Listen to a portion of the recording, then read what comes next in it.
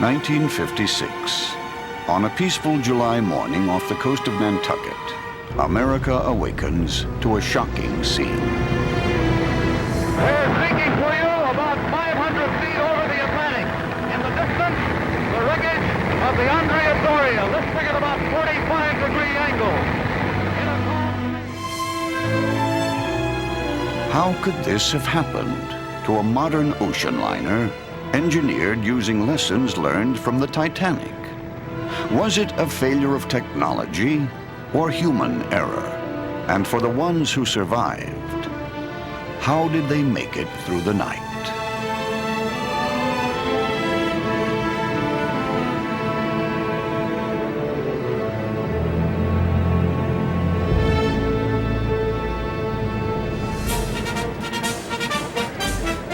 The Italian ocean liner Andrea Doria is launched in 1951. For her country recovering from defeat in World War II, the Doria is a symbol of better times to come. She is built for safety, with 11 watertight compartments, state-of-the-art radar, and enough lifeboats for everyone aboard.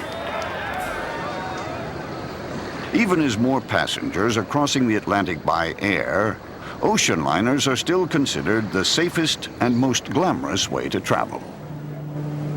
I had booked another ship, and this travel agent said, "Oh, take the Andrea Doria, you won't be sorry." I met this lovely young lady who told me she was going to be traveling home on the Doria. That was reason enough to cash in my TWA ticket and get a room on the Doria.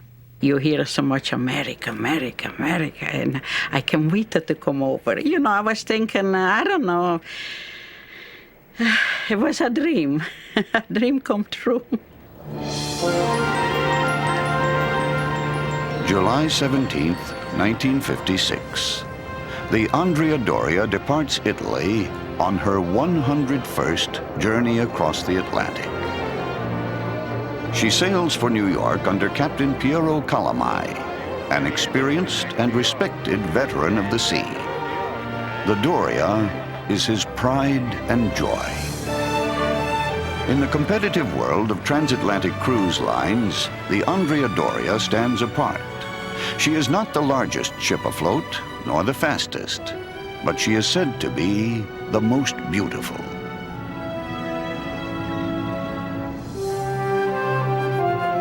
She is a floating gallery of the boldest works of Italy's artists, commissioned especially for her halls and staterooms.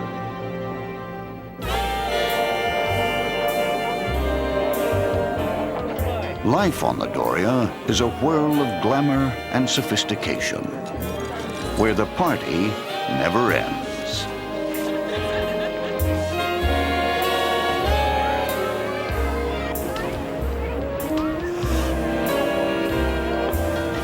Passenger Liliana Duner spends her free time at the pool. She's an outgoing and beautiful woman, an Italian war bride going to join her husband in America.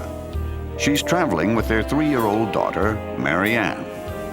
Liliana is an accomplished swimmer. I win quite a few medals in Italy. Yeah, you know, I am a good swimmer. Very good, thank God. Pat Mastrancola is returning with his mother and sister from visiting relatives in Italy. He's 9 years old and cruising for trouble. A 9-year-old boy gets very bored.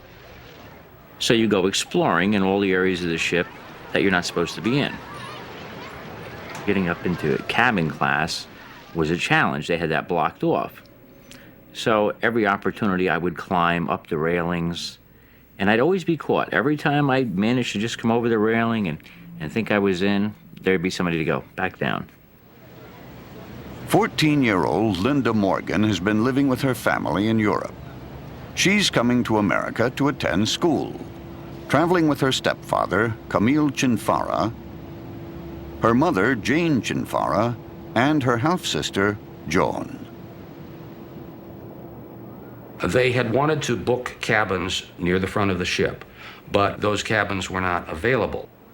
there was a late-minute change in the cabins, somebody moving out of those. So these people were allowed to move into cabins, I believe it was 52 and 54. And those became two of the most critical spots on the entire ship. It's a leisurely voyage.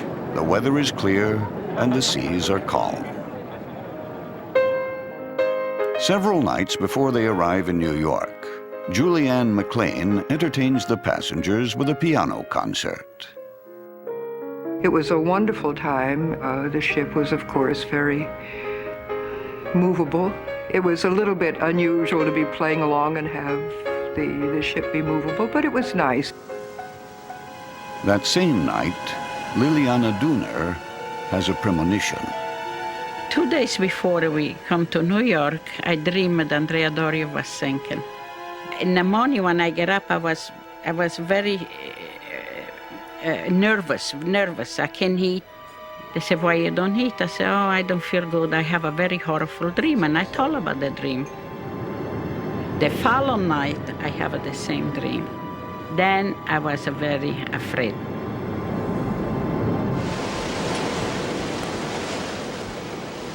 Wednesday, July 25th. The Doria is due to arrive in New York early tomorrow morning. Another passenger liner, the Stockholm, is leaving New York, bound for Sweden. Late that afternoon, the Andrea Doria enters dense fog.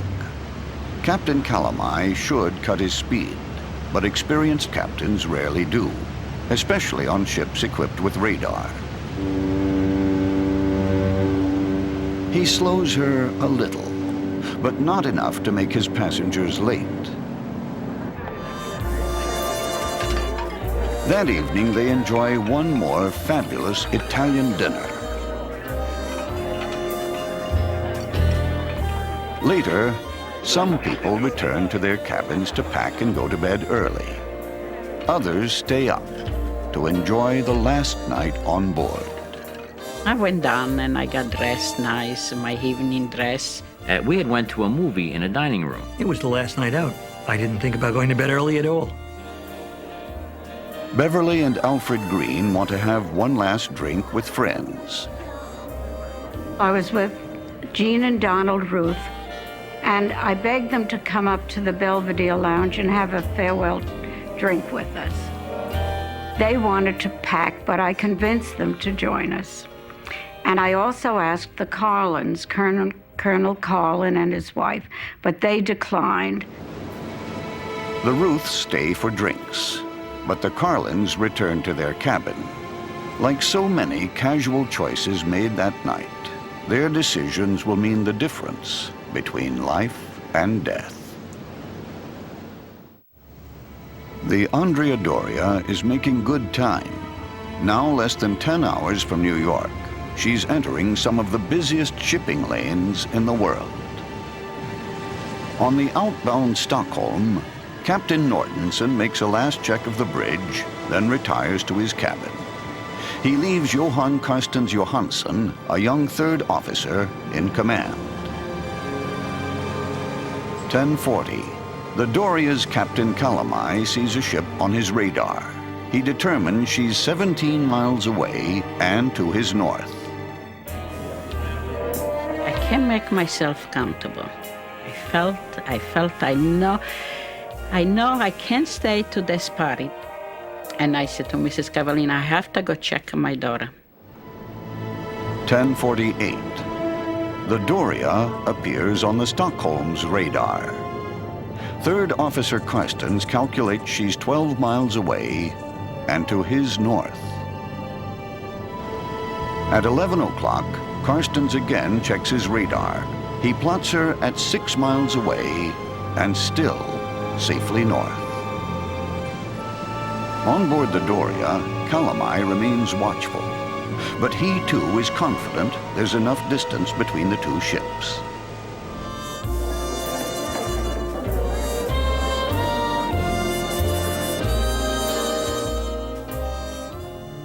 (11:06). Still believing the Doria is to his north, Carstens orders a 20-degree turn to the south. He's then called away to answer the phone. When he returns moments later, he faces a horrifying sight. The hull of the Doria suddenly appears through the fog.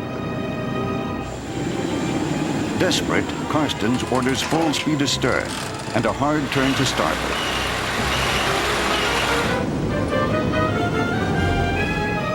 At the same time, Captain Calamai sees the Stockholm. He tries to outrun her with a hard turn to port. But it's too late.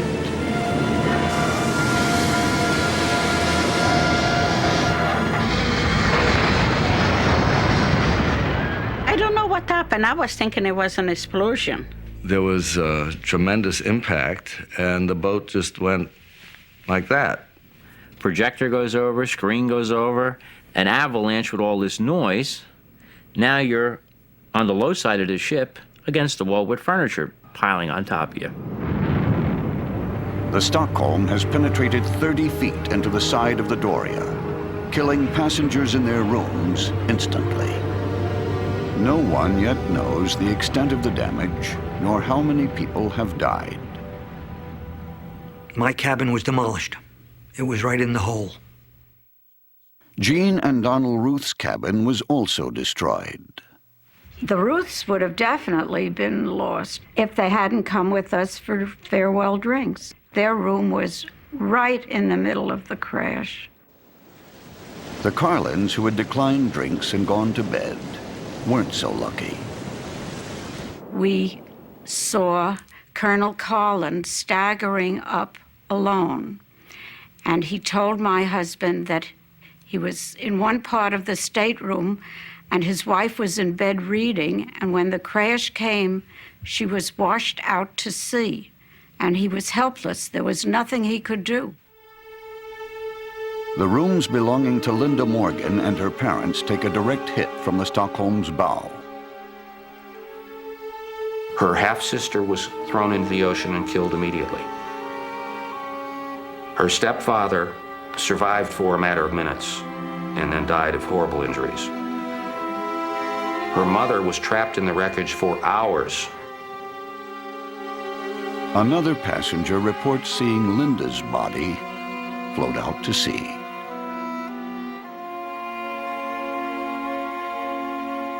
People started to come up from below. They had no clothing on, so we tore down the drapes and wrapped them around the people. I got just a half a slip. I'm naked. The poor man gave me a jacket. He said to me, listen, lady, I give you this jacket. If you ever get to New York with my jacket, please give them back to me. The cause of the collision will haunt Captain Calamai for years, but there's no time to think about it now. The Doria is listing dangerously, and he must get his passengers off the ship. But there's a problem. All of the lifeboats on the upper side, the high side, were at too severe an angle to be lowered. They were useless. Captain Calamai up on the bridge found out about this almost immediately, that half of the lifeboats could not be used. He therefore did not want to make too many general announcements to that effect for fear of engendering panic in the passengers. You sat there and you figured, this is it. There's nowhere to go. No one's coming to rescue you. And now you're experiencing that terror. Now you're really starting to get scared. Calamai sends out an SOS. The Coast Guard alerts ships in the area, and several respond. The Ile-de-France is 2 hours away from the Doria. The decision to help or not is up to her captain. He has a ship full of passengers bound for Europe, but he decides to turn his huge liner around.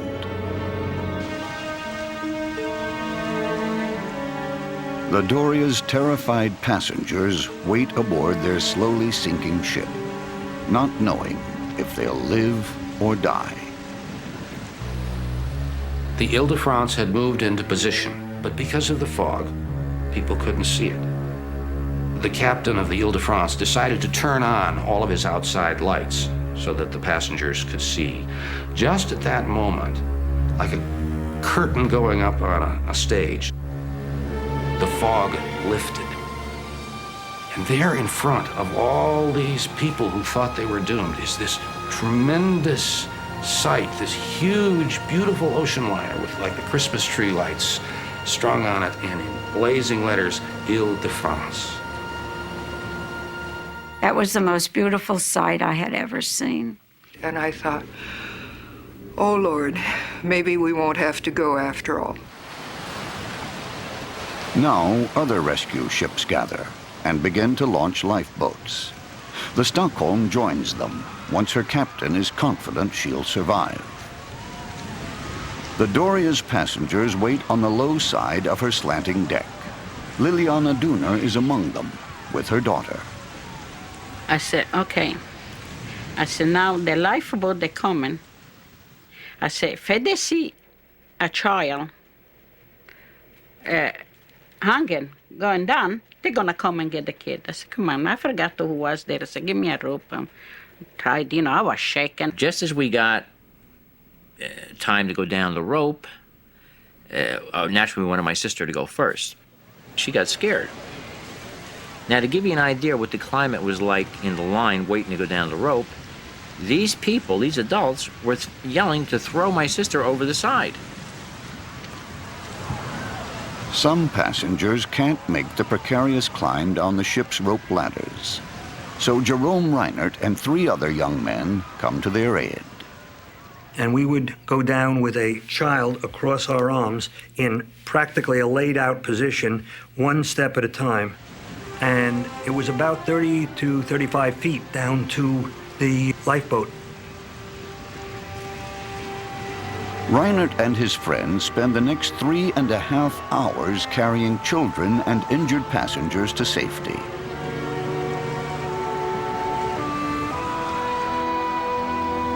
This one elderly woman I remember had just a nightie on, and she had an enormous knot on her head.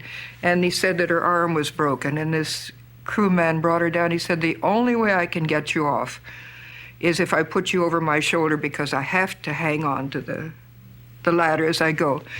And I heard her tell him, you do what you have to do. Liliana Dooner ties a rope around her daughter and begins to lower her over the side. Put her down, and I'm go to look at her, the ship was like that. I can see she's slipping off of this rope. Not drastically, but I know she will never make. I say, oh my God.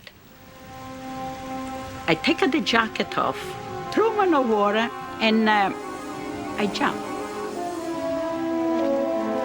I don't know who hit the water first. I hit the water, or Marianne hit the water. I know we went under. We went under a deep, I can tell you, honey. Far, I can tell. I know I got my daughter. So now I'm going to show off. When my turn came to go down the rope, I was going to spiral down it. So I get on the rope, I do a half a spiral, and all of a sudden something hooks me from behind, and I let go of the rope. So now I'm hanging off the side of the ship from the back of my life jacket. Another passenger unhooks Pat, and he climbs to safety. As Liliana struggles through the waves to reach a lifeboat with her daughter.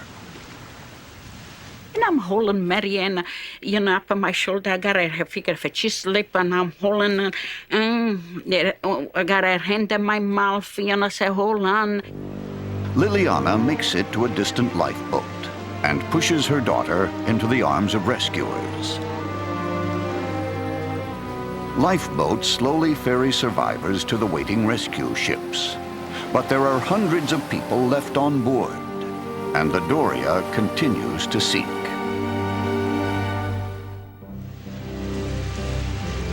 It takes hours to row the Doria's stranded passengers to the various rescue ships. And climbing to safety is harder than they expect. Liliana Dooner is taken to the freighter Cape Ann. But now we can go up in the Cape Ann. What do you call it, ladder? They put them down. They don't reach the boat. They reach in halfway. Now you're supposed to grab it there, hanging on there, and somehow crawl up. But it was a big wave. Every time I say, my God, I don't die in Andrea Doria, I'm gonna die here. Finally, I get up in the ship, and I was a half naked. Once I got aboard, I kind of let the breath out of my lungs and realized that I'd been holding it for about 3 or 4 hours. And I broke down, started to cry. Early Thursday morning, the last survivors leave the Andrea Doria. They are the ship's officers. But Captain Calamai wants to go down with his ship. He was just very sad. He would like to die, but he told that to me. He told me that was around 3 hours after the collision. He told me, at a moment, if you go back to Genoa, say to my family that I did what I had to do.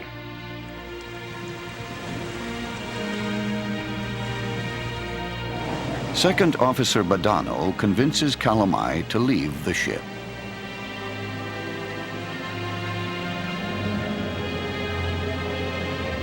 From the rescue boats, the crew watches in sadness as the Andrea Doria sinks beneath the waves.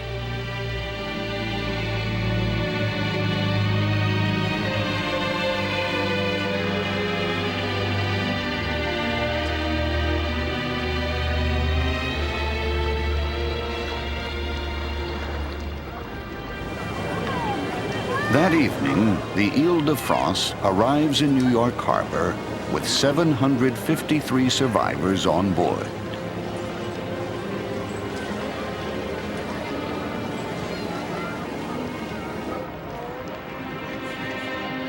Even now, no one knows how many have died.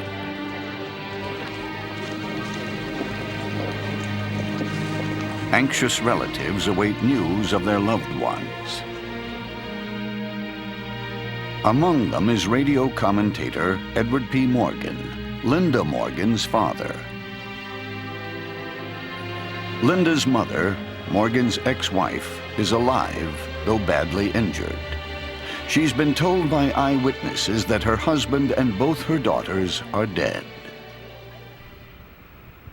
Good evening. Here is the Not knowing Linda's fate, Morgan goes on the air. Of the sinking of the Italian liner, the Andrea Doria. In a sometimes rambling report, Morgan never mentions that his own daughter, Linda, is among the missing.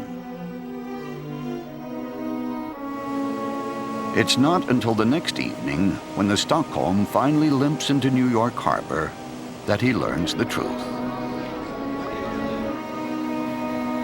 The Stockholm had rammed into the Andrea Doria right at the point where Linda was sleeping. But Linda was thrown from her bed on the Andrea Doria and landed on the wreckage of the Stockholm's bow, and forever after became known as the Miracle Girl. Last night, as far as the world at large was concerned, a girl, age 14, nationality American, named Linda Morgan, was dead. She happens to be this reporter's daughter. But Linda is not dead. She was hurled, one can only deduce, by the impact from her bunk into the wreckage of the bow of the Stockholm, where she was found alive. I went through a period of thinking that I needed to pay back for having lived and other people not, and so I was going to be a nurse. I appreciated the nursing care that I got in the hospital and realized how important it was to be nurtured. And then, of course, as I got older, I realized that maybe that wasn't exactly what I was put on this earth to do.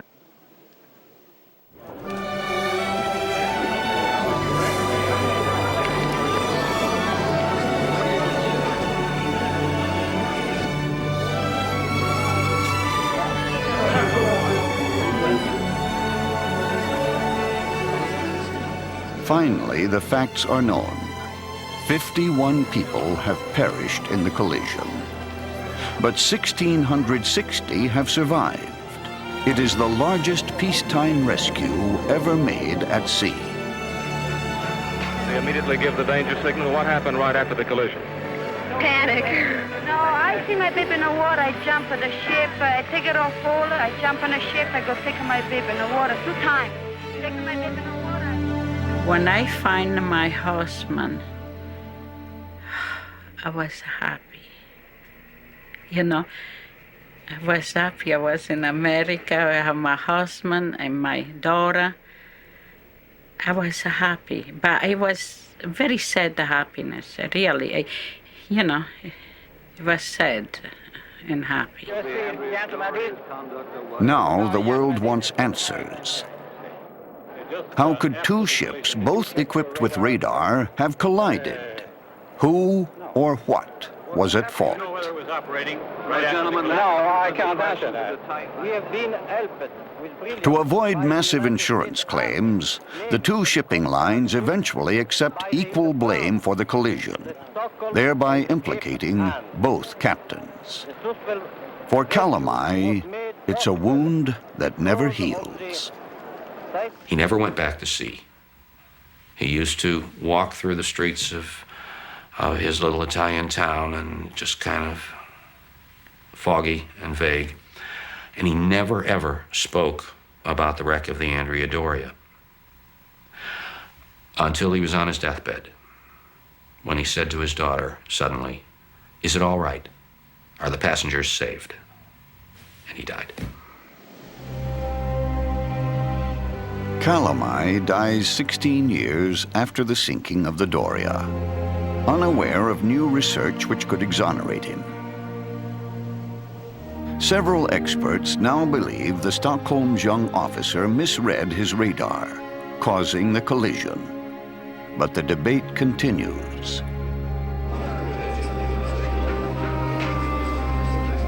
The tragedy of the Andrea Doria filled the news for a few weeks, but it changed the lives of her survivors forever. I think up until that time, I felt immortal. I didn't join the Navy, that was for certain. I don't think that my mother psychologically ever recovered from it. She lost a daughter and a husband. The daughter, she never even knew what happened to her. And she ended up dying on the anniversary of the Andrea Doria. I still love the water. Can take a day away from me.